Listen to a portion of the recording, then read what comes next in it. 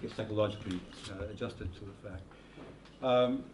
But first of all, to thank the organizers of this encounter for bringing us all together and on a subject that is striking. It's you immediately, anybody who comes across this and understands how important it is. And along with that, the lectures and such, or the discussions have been accumulative in the sense that there's a certain basis almost assumed and assimilated by those who have been here, and I could perhaps take advantage of that going forward. There is a question of semantics that was brought up. That was, very important what we mean by the terms, and that's almost that is such a necessary thing, but it's almost an impossible mission to complete perfectly. I took a quote from St. Gregory Palamas from the Triads, and it reads like this: "For every argument there's a counter-argument. But who can argue against life?" Interesting. There's a sense that you can always bend a meaning in one direction or the other. All you have to do is change the context. And it's almost, but at the same time, it's just absolutely, the experience is essential and perhaps most important and certainly fundamental as a principle in orthodoxy. It's just you begin with the experience and then you explicate. But the explication, making explicit what is implicit in the experience, will involve arguments and discussions and counter arguments and it goes on and on. But this is very important in this particular subject, I think, as it has been brought up, because there is a connotation of nationalism, which I always have maintained as being negative, but yet it comes back with some force today. And perhaps, well, I'm not sure if it's particularly better in any way, but still it makes us certainly, obliges us to think about the words we use, and that's very, very important, I think, and I appreciated that. And one of the things that we talked about very quickly, and I mentioned in discussions, and it was brought up again by the question of patriotism and nationalism. And it is a subject that it comes up once in a while. I think even very, very briefly in McIntyre's book, which was cited yesterday, After Virtue, I think very quickly mentioned something of that without going into it. But there is a kind of ambivalence to the tradition or the ethos to which we belong. Now, the use of the word ethos here is important, and later on, the epistemological crises, which is a little bit more pompous, also is important. But let's begin with ethos first of all. Well, I'm not going to overdo the philosophy, but if there's, I guess, to the point of being necessary in discussion, I'll be very happy to get into this. But Heidegger, in his very famous letter to on humanism, very typically Heidegger, tried to get to the origin of the experience of ethics. So ethics, at the experience of ethics, because he's very, very intent on criticizing the modern subject. The idea that the subject on his own can determine, what is his values, what are the criteria. The term used yesterday is a kind of a construction of reality from the work of the transcendental subject.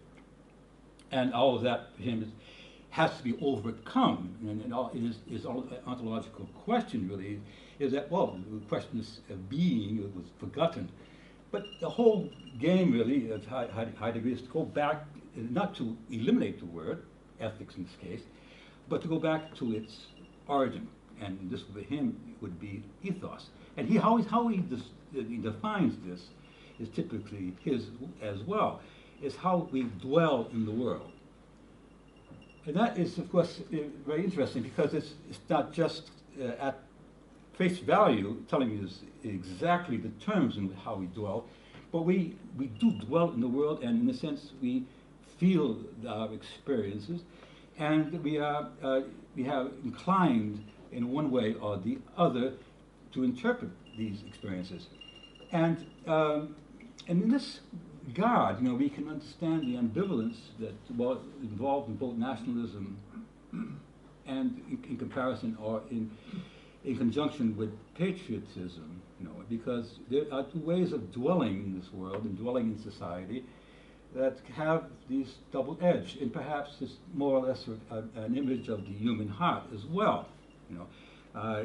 Biblically speaking, it really is a basic choice. You can choose life or you can choose death.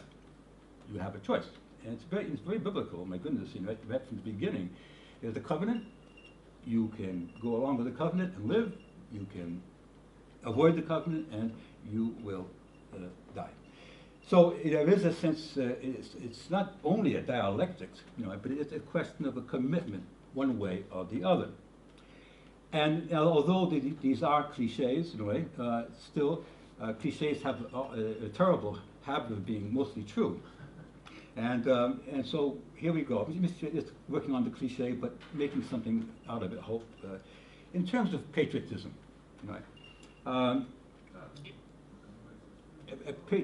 patriotism, the question of gratitude. I think that would be one of the things. One feels gratitude to the country, to the nation, to which one belongs, in which one dwells, and it's you receive the literature, the art, the knowledge, the language. You work within this language. The poetry of it, expands your mind, and it even has certain catholicity to it, to the extent that this culture that we belong to, for which we are grateful, actually links us up with other cultures and other human experiences, interpreted and lived through our own, but still has a kind of transnational dimension to it as well. So patriotism, looking at it from a very positive point of view, is basically one of gratitude and a certain liberal, I think the old sense of the word, attitude toward others. Confidence as well. Patriotism should make you feel confident about your culture, confident about your language, confident about your concepts, and also you celebrate your national heroes, because they are examples for you and also for your nation. So the patriotism really does have that very positive view to it. Then of course there's the other side of it, that the nationalism, in currently cliche, but mostly true, I think. It's a tendency to a certain fundamentalism, in the sense that those conceptual definitions, somehow take the place of life itself. It becomes, the substitute of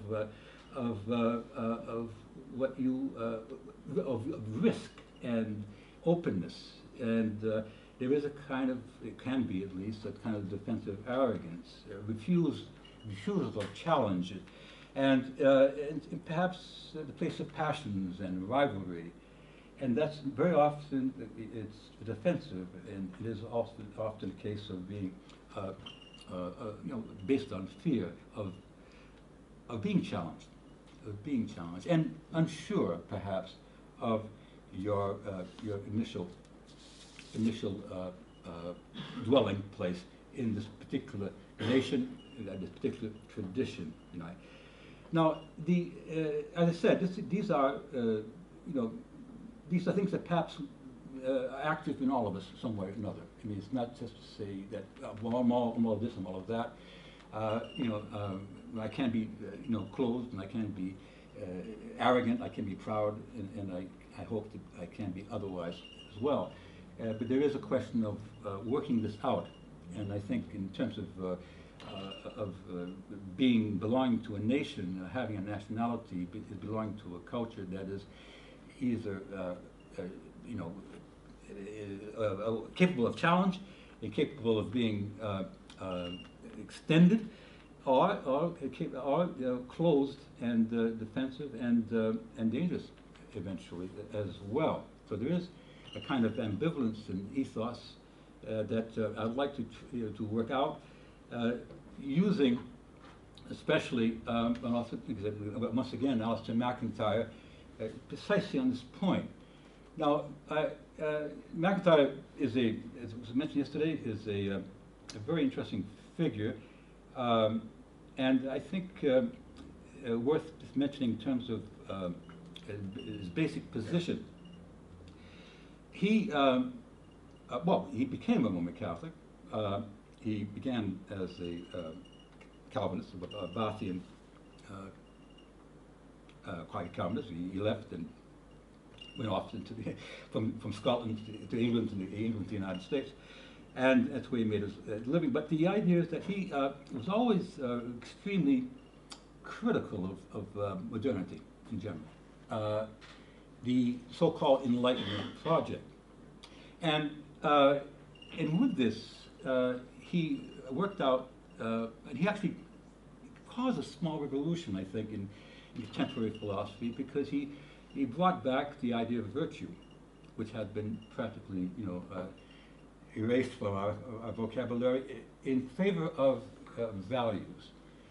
Now, this would be an occasion for me to talk about something that we all come up against all the time, and I'd like to question that, and it's a question of values.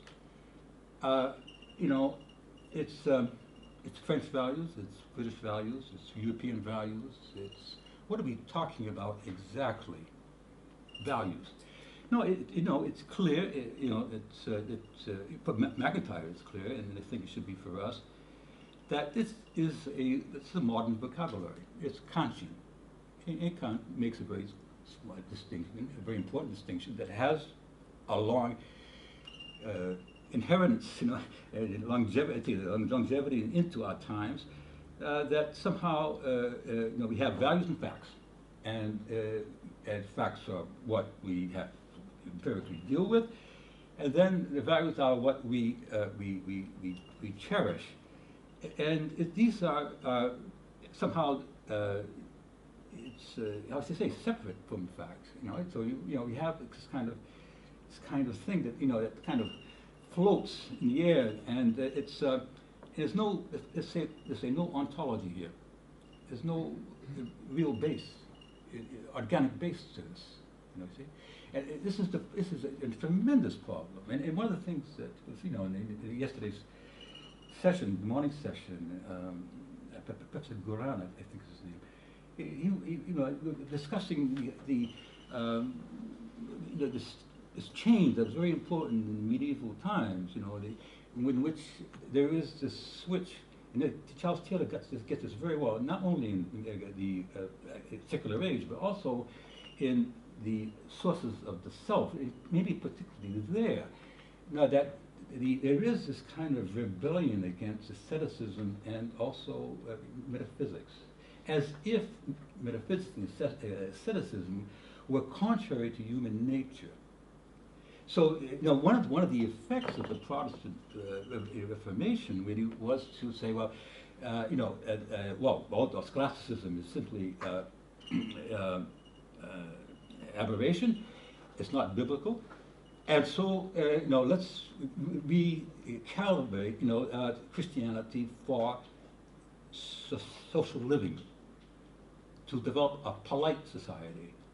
A society that embraces Christian values in a way for our common well-being, and the result of that is really, and to make a very long story and even shorter, and much shorter, to say that that really is the source of this secularization. But what you have is you have the Catholic matrix, and that is I say, is a derivative. Basically, you can almost say that secularism is kind of a heresy in relationship to its Catholic, looking at from the point of view of the West.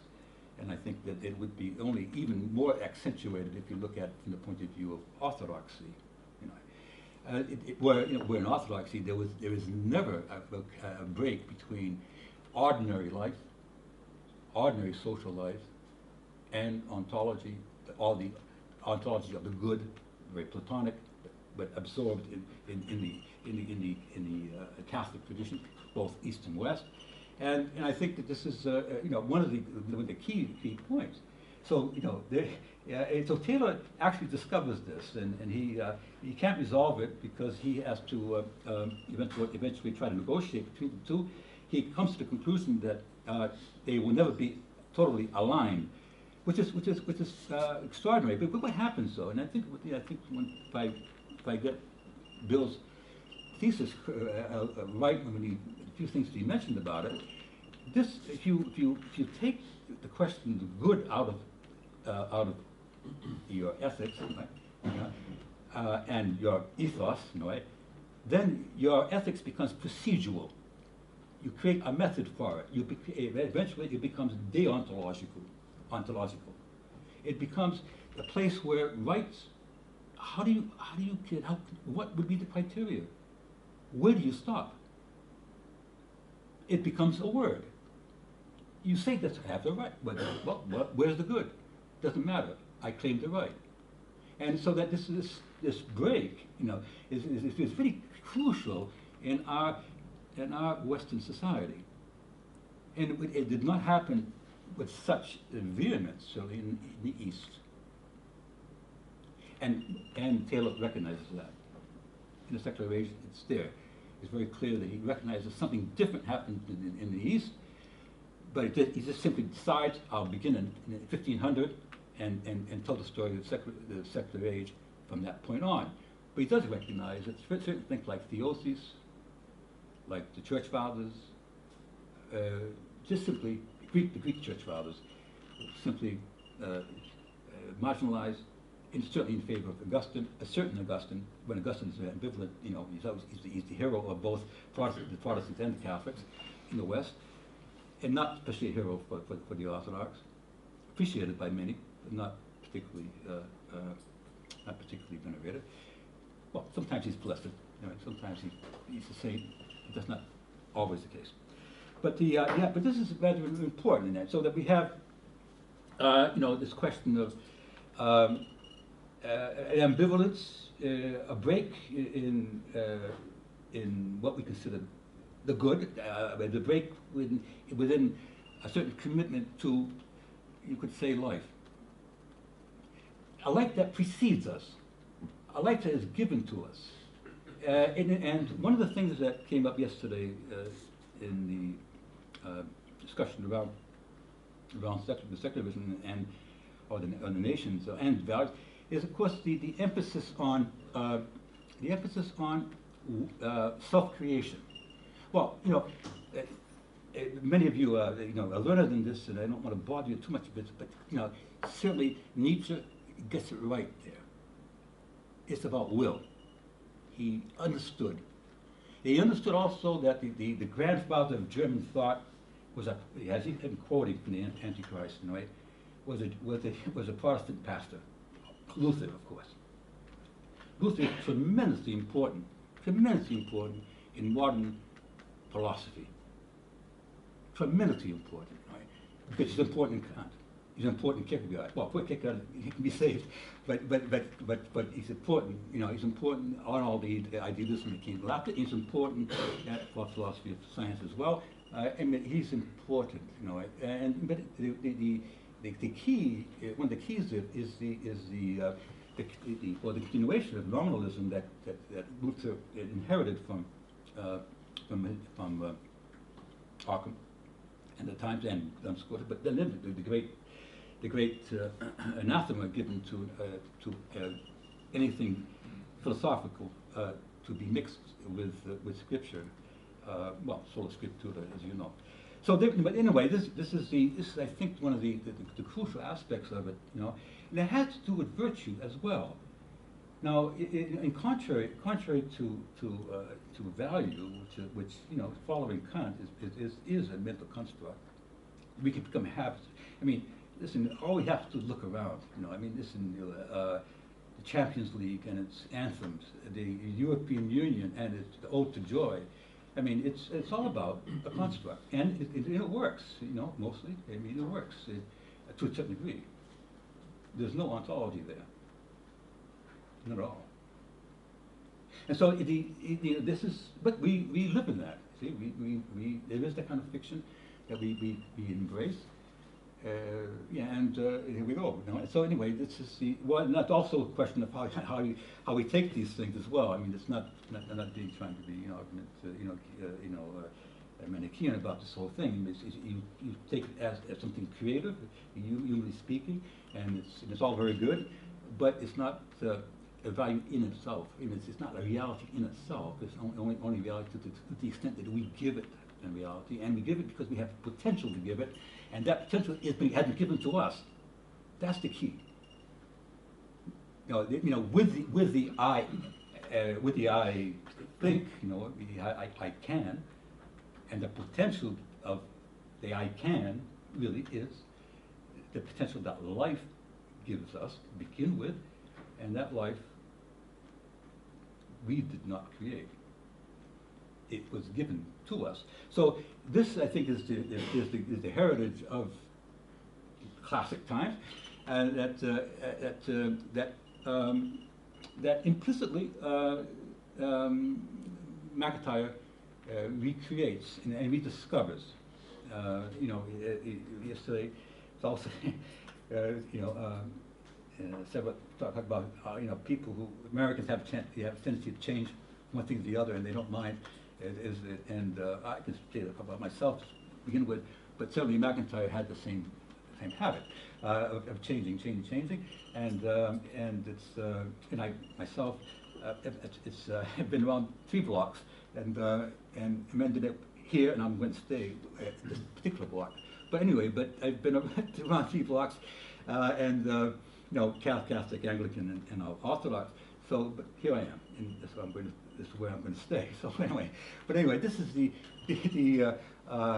so change is important, and I think that's the point that he himself worked on this very hard. You know, really, you can see in his early works. You know, it's a big choice between Marxism and Christianity. It's you know, he struggled with this, and I admire that actually, and I think we should struggle, you know, trying to get it right.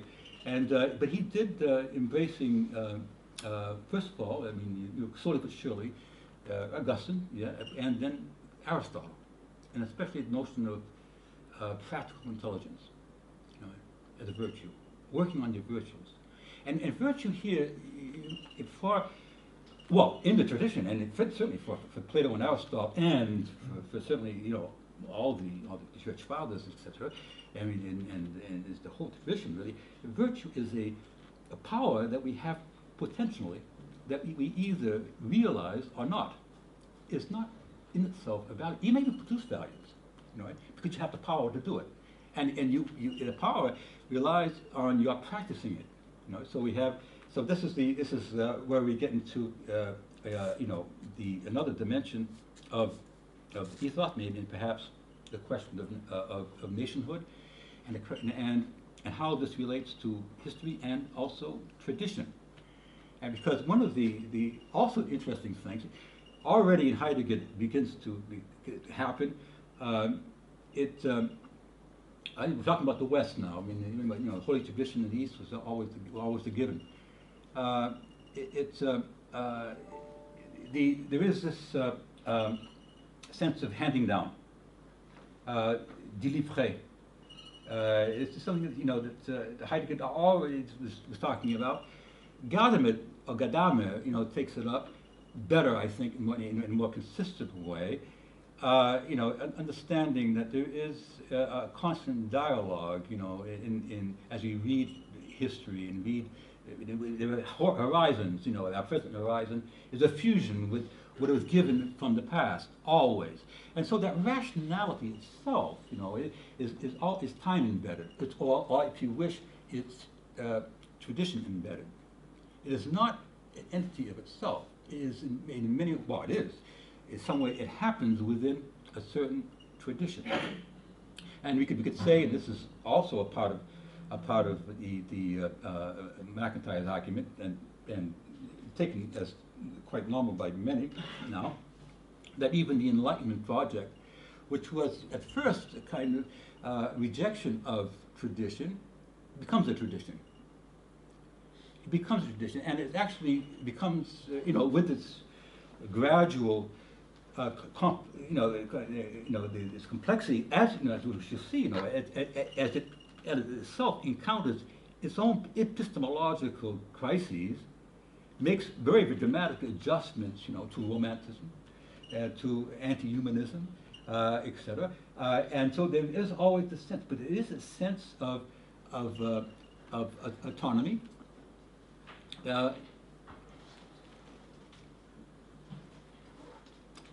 Of rational autonomy, and as if that there is there's no antecedent. There is no, I should say, matrix except what it itself creates. So there is this even in this small tradition that we can call the Enlightenment project, the project of a certain amount of freedom. Now, this idea of tradition, McIntyre defines, and I'd like to quote that, because I think this is the only way of really appreciating it. A living tradition. So this is another thing that he tries to bring back into contemporary thought, and it actually had its good moments, especially in theology. Some would know Stanley Howell as a very good author who was influenced by McIntyre. But then, even if for in theology, those who are interested, the John Milbank in the UK.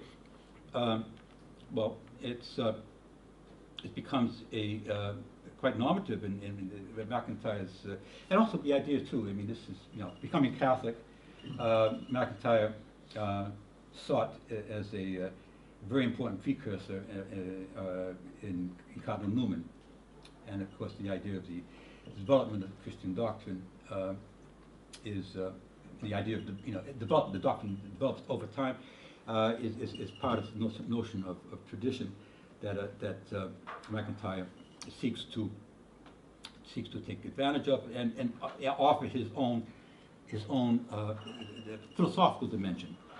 And he says this is what he calls a living tradition, and I quote: "A living tradition is an historically extended, socially embodied argument, an argument precisely in part about the goods which constitute that tradition. Within a tradition, the pursuit of goods extends through generations, sometimes through many generations," end of quote.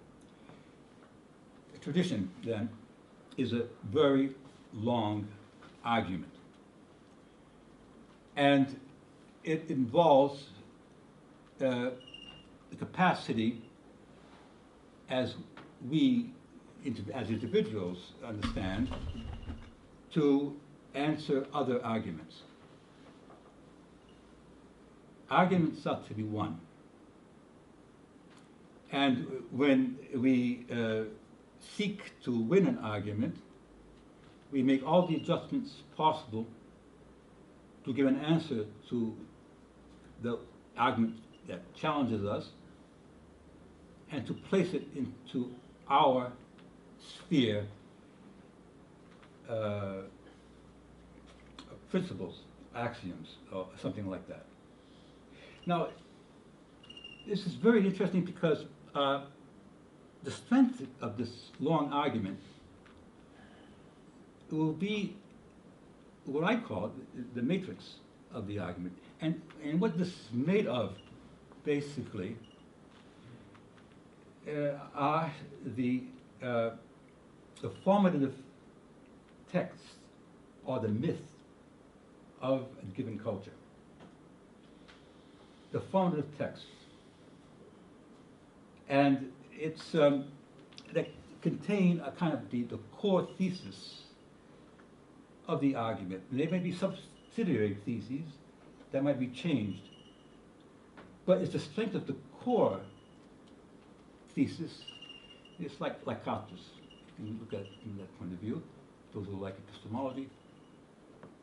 It's if that's destroyed, there goes the argument, and there goes the tradition. But if you can maintain it, if it's rich enough to hold on to all the challenges, then you're likely to be able to continue the argument. Now, when we speak of, in this case, epistemological crises, it can happen personally and culturally. And all we see around us, and this is a general statement that I think we can look at in terms of examples all over the place in the daily news. Trump becomes an epistemological crisis for American democracy, for example, right away. Migration, terrorism, or whatever. I mean, just let's get the argument together again. Let's get it going again. And where do we look for it? In values? Good luck. Right? Now, it's the ontology that will determine whether it can be held and continue or not. Right? So these are, but they have to happen. By the way, this is the point. There is no tradition that can grow without being challenged. We can't grow without being challenged. I mean, this is listening over the last day, and I thoroughly enjoyed and appreciated it very much, and learned as well. And different vocabularies talk about these things. I think the questions asking about the church and how the church looks at people, and I think this would be for us all a question. There should be an epistemological question for the church. It's how are you doing? What is your argument about? Can you get around can you get around the counter argument? If you can't, what is it? And I think this is so you have to. There is this sense, that yes, you can't, life, you can't argue against itself, but you understand that how this life that we wish to make whole and complete and totally ours needs a lot of working out to do in terms of personal life, and certainly in terms of which is our subject, national cultures. It could be this gets complex, and it's so unjustly so, because there are traditions, and there are wider traditions. There are traditions within traditions. Within a given tradition, there might be there are factors, working themselves out, arguing themselves out. Within there's a greater tradition, and of course we're going to have to get to a point where there is the tradition. Right. But we'll get to that just in a little while. But one of the things about working things out, and one of the and this is what I think we were talking about yesterday about Benedict, Saint Benedict. The waiting for a new Benedict, and as he ends nearly toward the end of his after virtue. Yes, it's to waiting for the new Benedict and a communities in which the virtues are realized. Now you have to, there are virtues and virtues as well. I mean, actually, if virtues are the realization of our powers, and it really comes from the Latin vir, right? Power. There is that sense, very clear that virtue is power. It's not, it's not to be, it's not to be confronted to be just nice, right? On the contrary, it's power. It's real power. I can. You can if you practice the virtues of your profession, whatever it is. You want being good. That's a good point. To be good at what you do, very specifically, you work at it, you learn, you fail, you have mentors, you have somebody to tell you what to do, how to go about it, how to improve. It's work, but you develop, in this sense, a very what McIntyre calls a interior good. There are exterior goods that should well, a university degree is an exterior good. It's a recognizable. But does it correspond to an inner good? You really learn something. You know what you're talking about. It's in you. You have that knowledge. It's something that's automatic. It's there. You don't have to think about it twice. You have it. You know. You have the virtue. So that is the. So there's that, and then of course there's the classical virtues, from Plato and Aristotle, but particularly Aristotle in this case, but also the theological virtues, right? It is so what makes a living tradition possible to continue, Once again, it will, what makes it fail, then disintegrate, decay, disappear, well, it's for McIntyre, it's about the practicing. I'm quoting here: the practicing of the relative virtues.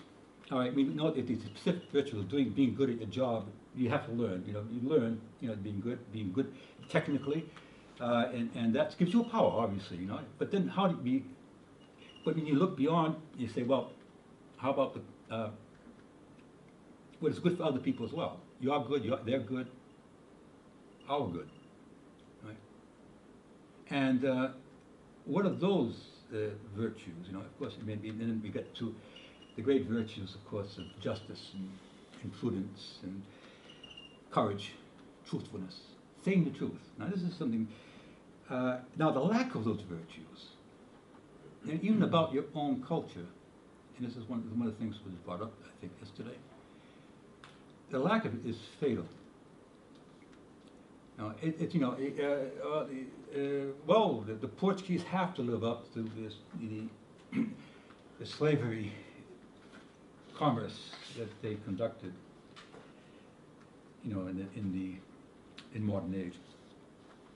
Americans have to look up to the way they treated American Indians and many other things, etc., etc. The Germans have to live up to their own history. Obfuscating one's history, the truth of one's history, is fatal for that culture, for that nation, for that tradition. It will fail. It's false. It falsified itself. So that's an important point. The practical, intellectual, or practical, that means moral, intellectual virtues at another level, obviously, you know, at ecclesial level, of course, is the theological virtues, right? Which obviously involve practice. They're virtues. They're powers. They are actually powers. And they, but they obviously have to be practiced. But that could be, well, that's the point I would like to end up with, actually. But it's important, I think, very important, very important. But because then, now and I'll try to make this short now and open this up to you and to talk about and to question and whatever you'd like to do, or just end it. But there is this thing, of course, you know, we have to tell our story. As he says, we're storytelling animals. Narration is the fundamental category in our experience. And these virtues, the moral and intellectual virtues, are essential in getting the narrative right, you know. And then we know that's an argument. We know there's counter arguments, right? And then we have to, you know, see what supports that argument. It's, we have to look back into our common mythos, common myth as understood as narrative, and see, you know, whether it can support, you know, our arguments eventually. It gets down to that, the core thesis, right? And it's and the exercise, the rational exercise, which of course is, you know, very, very, very important, is embedded somewhere in the tradition.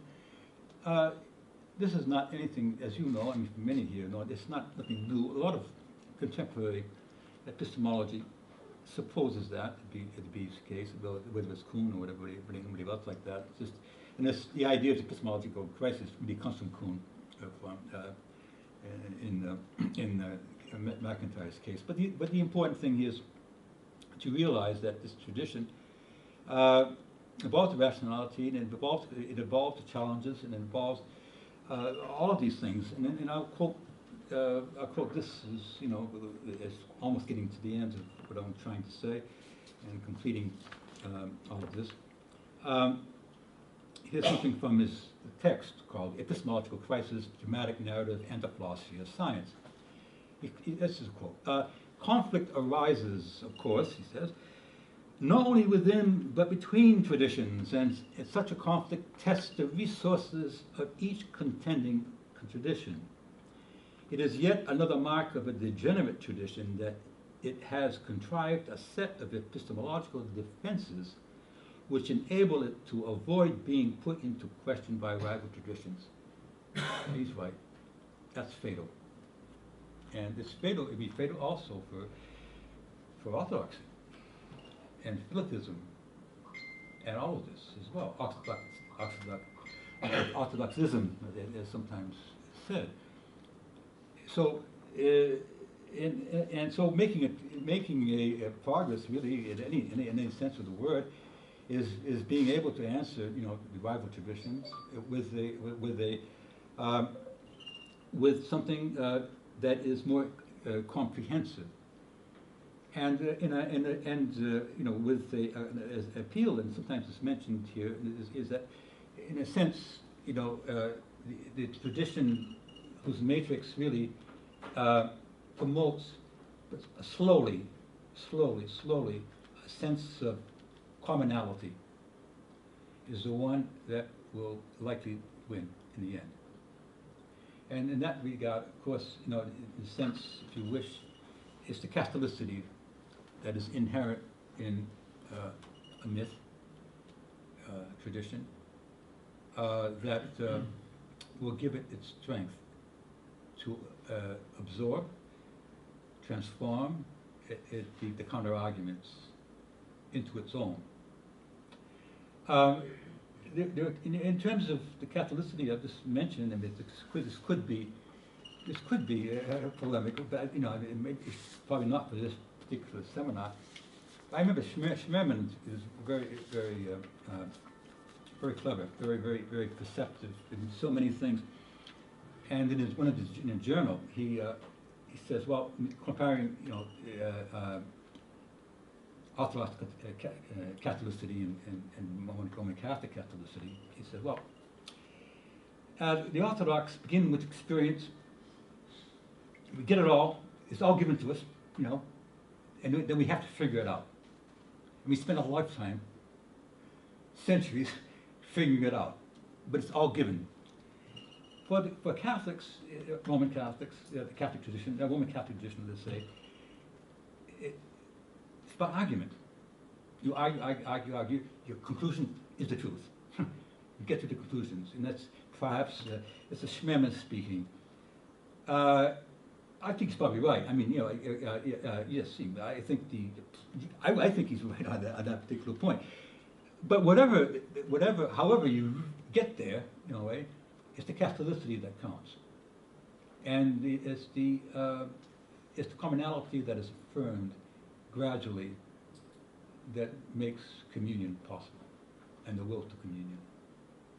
Thank you very much.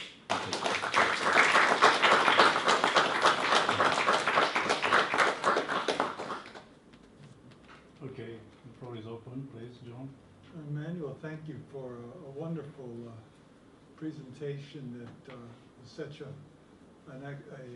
display of learning and eloquence in terms of your discussion of contemporary philosophy of epistemology and tradition. I really appreciated it very much. And I would certainly wholeheartedly agree in your construction of what makes for a healthful tradition. What enables a tradition to live on and perdure, and what enables us to embrace a tradition and yet be open for constant reflection. And the only thing I'm perplexed with there, your very opening remarks about nationalism as something that, quote, is almost always negative, and the allusion to sort of the dark side of our nature. I mean, why is it any different? Why couldn't one have a critical nationalism? Why couldn't one embrace that the same way that one would embrace Catholicism or Orthodoxy, using all of the same analyses that you used? Yeah, well, once again, it's a semantic question, and those are very, very slippery, actually, aren't they? Well, I did say they were cliches. But there is this, I think, I think to be very aware of our natures. I think that we're liable to be arrogant, and at least I am. So I put it this way, proud, and no, I hope that I'm not arrogant. I mean, proud, yes, probably, not arrogant, proud, and that's not good, and it's not good at all. But the idea is, of course, there can be a certain fanaticism, that's negative. I think, John, it's not difficult to see. It can be a playfulness, of a crowd shouting USA, USA, USA. It can be playfulness. It can be something else. It's ambiguous. These things are ambiguous. But how is that any different from? I mean, well, many of the same critics of nationalism. Well, nationalism, of course, historically presents itself as an alternative to religion. It really does, and as a way to link people. Okay, you link them around, you bring them together around the nation as opposed to around the faith. And then there are people today that certainly attack religion as being this remnant of a pre-modern world, which precisely because of its tendency to fanaticism and closed-mindedness should be avoided, or dealt with very carefully. So I certainly can imagine jingoism and this kind of stuff that you seem to be alluding to, but why is the particularity of being a member of a nation critically embraced any different from any other particular values that I hold? Well, why is it negative? Well, I would say in that case it could be Well, yeah, let me put it this way though, if, you know, uh, well, I think, the question of insisting on nation and, but we'll get nationalism. Yeah, well, the ism's always a problem, isn't it? It can be, everything's seen from a certain perspective. But it's okay, though. I mean, but it's what happens with it. Is it something that makes you stronger and more confident and capable, can give you a power that is capable of a greater reach towards others.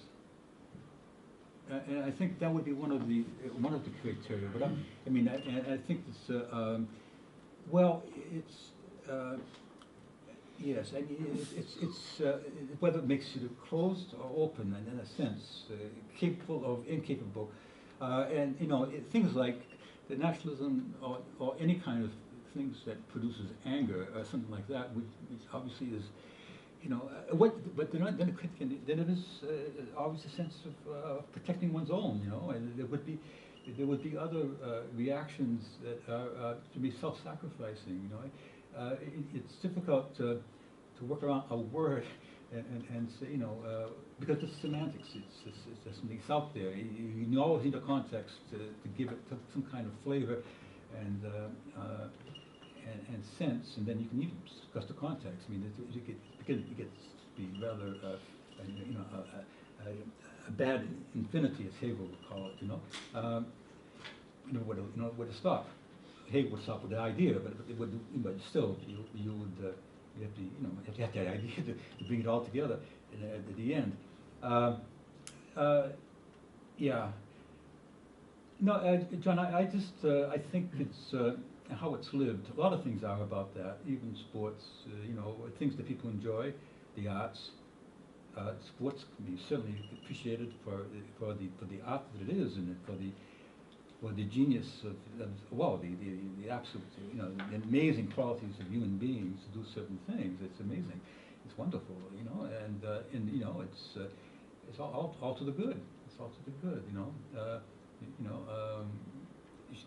I think that I think how we look at our national literature too, how we look at it, even the curriculum of the schools. What is considered our literature? What do we mean by what's typical of the Portuguese people in terms of their literature? What's taught in schools? I think that decision is crucial in terms of what kind of person is going to be produced in schools. America is Romania certainly would be the case. Who is chosen to be part of the classics? And the classic would be normative.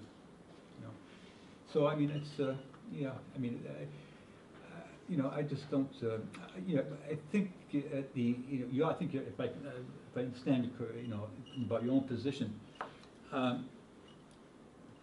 Yeah, there is another tradition of that is functioning. It has a tradition. It has its heroes. It has its dogma, and it is aggressive and it wishes to challenge and perhaps oppress and repress another tradition in a sense. And since this is certainly a kind of ideology and a kind of religion as well. Oh yeah, many religions are just what you described. Yeah, and it's secularism can be as well. Is a matter of fact. Please. Thank you very much for your presentation. It was a delight for me. I have to tell you that. Thank you again. Thank you. First of all, because you've been so eloquent about McIntyre, whom I admire very much, but also because you brought into discussion things that I'm very sorry would have been brought earlier, because could have been veritable landmarks for our discussion these days. For instance, you mentioned Philatism. Unfortunately, it's for the first time when we mention it during this discussion, and I don't think that you can really talk about nationalism and religion without talking about Philatism. We should have been, maybe it would have been great to have a presentation about what exactly is, why is this an heresy, why that synod in 1872 condemned it, which was one of the very few synods at 19th century, 20th century, where all the local Orthodox churches participated, and all of them recognized that synod. So all of them recognized that Philatism is a heresy. So we'll have talked about that. So thank you, you brought it up. Also, I love very much when you said that it's almost impossible that the European Union doesn't propose an ontology, which is correct, but the European Union, now I go to my question, but the European Union proposed an ethics. Sure. So the first question is, can you sustain an ethics without an ontology? I know this is a philosophical question that, you know, is the topic for many lectures, but I would like to hear your opinion on that. And second, I'm wondering whether it is not possible to create an ontology out of an ethics, meaning that you assume some rules, some moral rules, and practicing them, and by simple total adhesion to those rules, isn't that already an ontology over there? Because yes, indeed, I have this feeling that the weakness of the European Union is basically that, as McIntyre was criticizing Enlightenment because it cut the roots with a certain tradition and put nothing instead, it's exactly with the European Union. Definitely it cut the roots with a certain way of being European in the world, but I'm afraid that put nothing substantial in instead. So this is the first question. And just another brief observation that I'd like to make is that, you know, this is classical to make this difference between Orthodoxy and Catholicism, saying that Orthodoxy is experience, is living the thing, while Catholicism is thinking about that, is arguing and so on and so forth. But I think that they are not that, the distance is not that much, because for a human being to think and to argue is an experience of living. And you have the huge example of Thomas Aquino. He really shows us that you can be ascetic in your library, and you can have, you know, the touch of God that any hermit have, I don't know, by doing whatever prayers, wherever in the mountains, simply by thinking and by building up theology. So, getting back, the relationship between ontology and ethics, the European Union today, the ethics of the European Union, could that propose an ontology eventually? Well, it's a very interesting. I propose. Yes. Well, when you project what the problem is, I think, is this: this whole thing, the Enlightenment project and its sequence.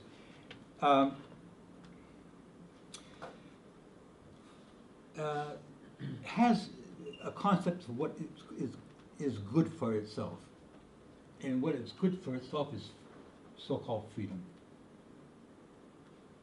emancipation, the myth of emancipation, and this will carry through so many different phases. The humanist phase, the anti-humanist phase, the romantic phase, the Martinist phase. So here we go. It's about freedom. But freedom, that's the good. It's not freedom for the good. Freedom is the good. And because it's just that, well, it's basically, it's saying, from nothing I'll create something, which is ideology. it's, no, idolatry, I mean, I'm sorry, much worse. It's idolatry. What is idolatry? It's nothing, that I make something out of nothing, and I make this something that is nothing, everything.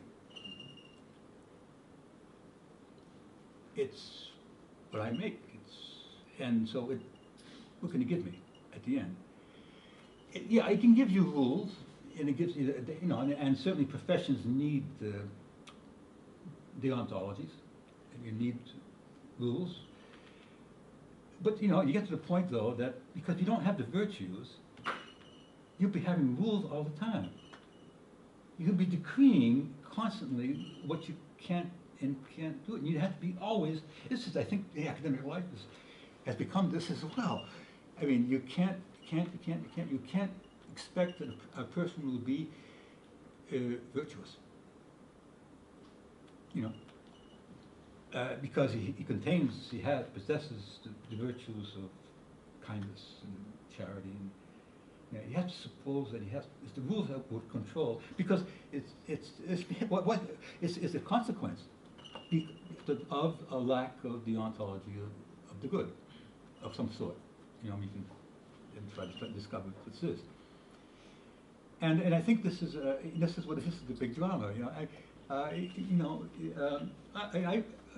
I listen also very closely to what you said in many things, and I recall them. I mean, about you know, I have my younger son is working in Brussels, and has worked and will work with the European Commission. I noticed that he said, well, basically says, there are things I can't say, things I can't talk about. And, you know, but also the fact that, what you were saying, is he passionate about Europe, or is he passionate about being Portuguese?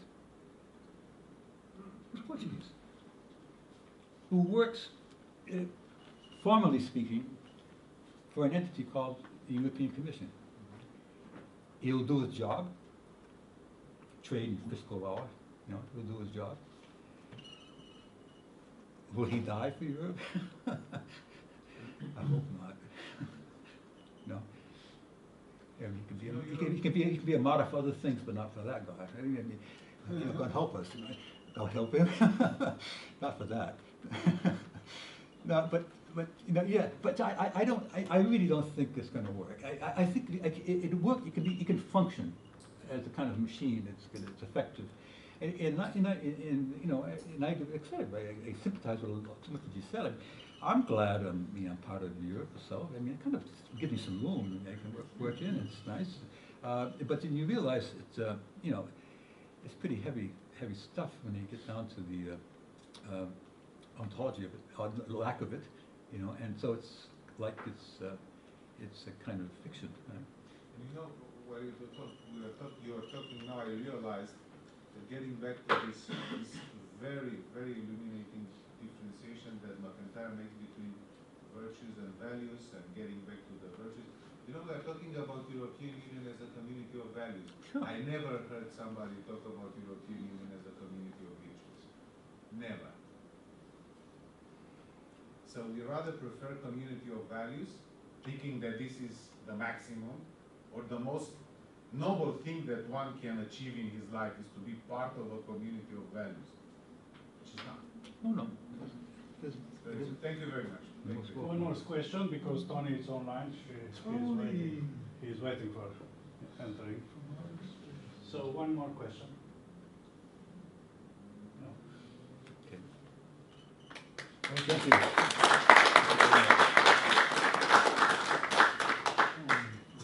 Thank you very much. Thank you.